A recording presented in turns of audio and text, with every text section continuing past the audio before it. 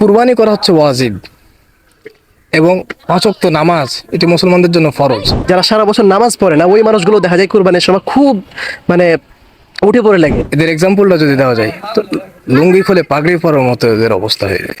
আসসালামু আলাইকুম রহমতুল্লাহ। আমি আবু সৈয়দ মোহাম্মদ সিফাতুল্লাহ এবং আমার সাথে আছে আমার ভাই মোহাম্মদ আবু সাইম। তো যেহেতু আমাদের সামনে কুরবানি ঈদ আসতেছে এবং কুরবানি একটা গুরুত্বপূর্ণ আমল, সো সেই সম্পর্কে আমি আবু সাইমের কাছ থেকে কিছু শুনবো। আবু সাইম কিছু বলবে। জি ভাই, ধন্যবাদ। আসলে কুরবানি সম্পর্কে যদি বলতে চাই,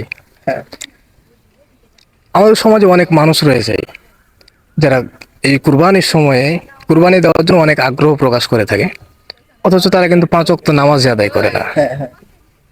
এদের এক্সাম্পলটা যদি দেওয়া যায় তো লুঙ্গি খুলে পাগড়ি পরার মতো এদের অবস্থা হয়ে যায়।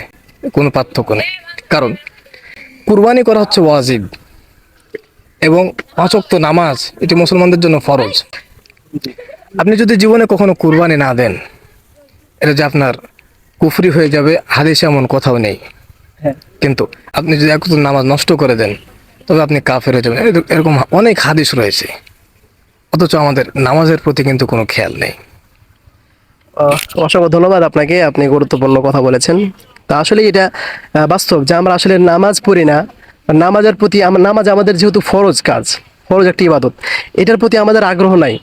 বাট আমরা কুরবানির সময় যখন তখন দেখা যায় অনেক মানুষকে যারা সারা বছর নামাজ পড়ে না ওই মানুষগুলো দেখা যায় কুরবানির সময় খুব মানে উঠে পড়ে লাগে, বড় বড় মানে গরু জবাই করতে হবে, ছাগল জবাই করতে হবে, এটা এরকম তাদের মধ্যে দেখা যায়।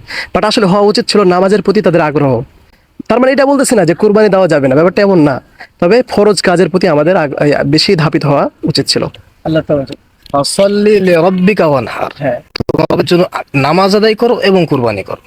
আল্লাহ পাক আগে যেহেতু নামাজের কথা বলেছেন, কাজে কুরবানির চেয়ে নামাজের বেশি গুরুত্ব দেওয়া আমাদের উচিত ছিল মুসলিম হিসেবে। অসংখ্য ধন্যবাদ, জাযাকাল্লাহু খাইরান। আপনার কাছ থেকে আমরা গুরুত্বপূর্ণ নসিহত শুনলাম। আল্লাহ তাআলা আমাদেরকে আমল করার তৌফিক দান করুক। আসসালামু আলাইকুম ওয়া রাহমাতুল্লাহ।